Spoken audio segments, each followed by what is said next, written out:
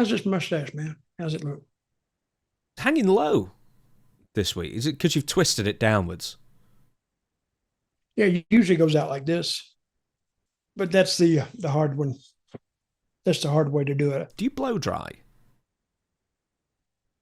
Do I blow dry? Yeah, do you have to What, blow my dry the mustache? mustache? Yeah, to fluff it up a bit.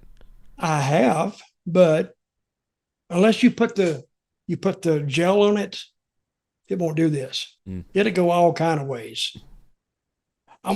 Hey, a mustache, and guys with mustaches will tell you this, it has a mind of its own. It's going to do what it wants to do, and you want it to do something else. And they say, no, no, not today. I'm not doing it. Not doing it. So, no way to understand that. We shall move on. Someone who's never had a mustache, and if he did have a mustache, he would look like Hook. He looked like Dustin Hoffman in Hook. And that's Ric Flair. So, WWE Hall of Famer Ric Flair and Ricky Steamboat were advertised for AEW Dynamite on November 12th. However, only Ricky Steamboat showed up. It turned out that the plan was going to be those two would turn up, FTR would attack them, try and power drive, and then Bro Dido would save them. You know, just the usual stuff kind of thing. Anyway, so Ricky Steamboat... Who's the guy saving them? Bandido and Brody King. Oh, they call him Bro Dido. Yes, they do. So, well, I know. Anyway, so Steamboat went out on his own. Flair was advertised, didn't make it. He turned up earlier, before the show aired, and gave a very quick wave to the crowd, said thank you, and left. And the reason is because he's recently torn his rotator cuff. And he took his arm out the sling and then, said a quick hello. And basically, he just said he was in so much pain he couldn't make it and then just had to go home. And a video surfaced recently. Did you see? I sent it you. Did you see it about Ric Flair in the airport? No, I didn't see that. I didn't see it. Okay, then just one sec. Right, so Dutch, you've just seen the video of Ric Flair going through the airport. I mean, I don't think it's particularly fair for somebody to film him in an airport when he doesn't know what's going. He doesn't know he's being filmed, and then.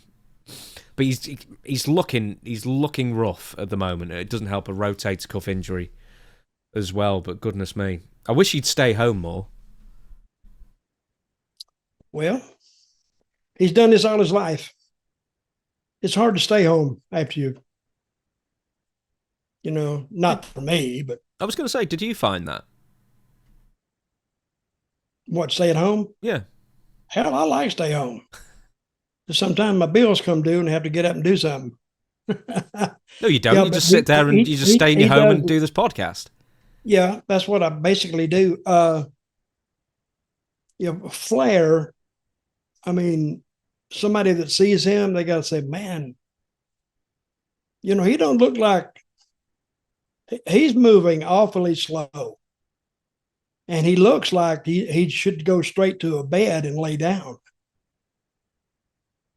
So, but it is what it is. So, Ric Flair went on Twitter, I think yesterday or the day before as we record this. He apologised for having to leave AEW Dynamite early, revealing a rotator cuff injury as the reasons. Here's the quote. I want to apologise to everyone for having to leave the show last Wednesday due to my rotator cuff injury. I appreciate Tony Khan giving me the opportunity to be on the show. It was a nice catch up with all the great talent and Ricky Steamboat. I look forward to being invited again after I have my shoulder healed up. I will be back and running.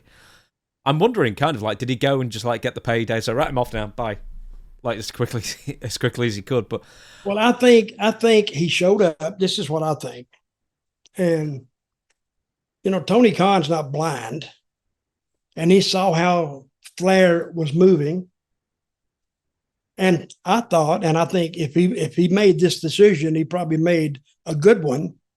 But he says, why don't we not have you go out there? Because Steamboat can still move around a little bit, But if he was trying to get in, as slowly, he would have to go up the steps and then go to the ropes. And then he has a bad arm. So somebody would have to help hold a rope for him to get in.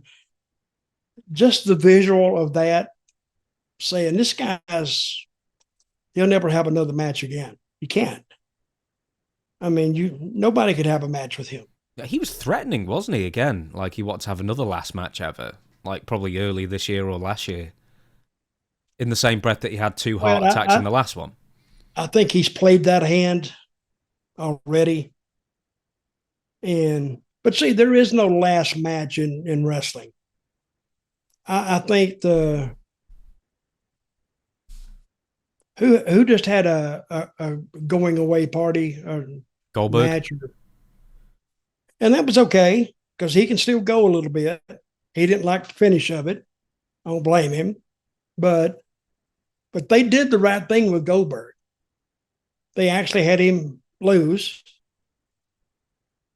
which is the logical thing to do. And I know that he's not coming back, and they can't do anything with him, for an angle or a return match or anything like that. So just beat him and let him go, and then get up, because they're going to remember what he said later.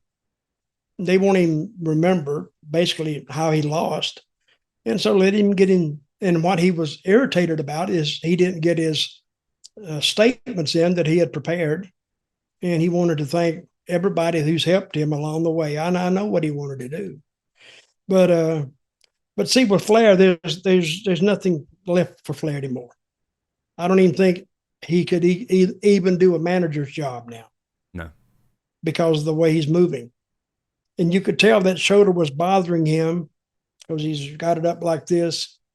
And I think, going back to my original point, I think Tony more or less suggested, why don't he just go ahead and leave and just tape did he tape a little video? No, he just went out in front of the live crowd and waved and said thank you and good night.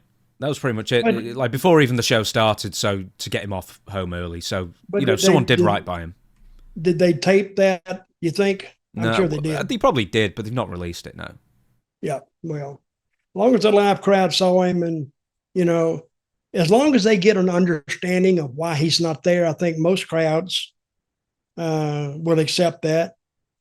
And if they saw this, they damn sure would have accepted it, because you want to remember people like they were, not like they're all jammed up today. And I think sometimes that's, even seeing that little bit I saw of Rick, it's kind of sad, really, to see that. So, and I hope and I wish him well. He got mad at us about a year or two ago.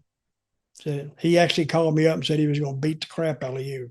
He was going to figure for you all the way back to Manchester. That's fun. What do you mean all the way back? I'm here. Not a long distance. But if you'd have went anywhere in the States, he was going to do it then and then send you back. That's what he was going to do. Yeah, that's fair enough then. It's fine. He's never tapped anyone out with the damn figure four. Or maybe two. Has he ever beaten anybody with the figure four? Yeah, the only person I can remember he did was MVP. And it's because MVP insisted on tapping out to it. Really? Yeah. This was just before he did the Shawn Michaels retirement match at WrestleMania. I seem to remember it's like the Royal Rumble a couple of months before, and he won with the figure four. Okay.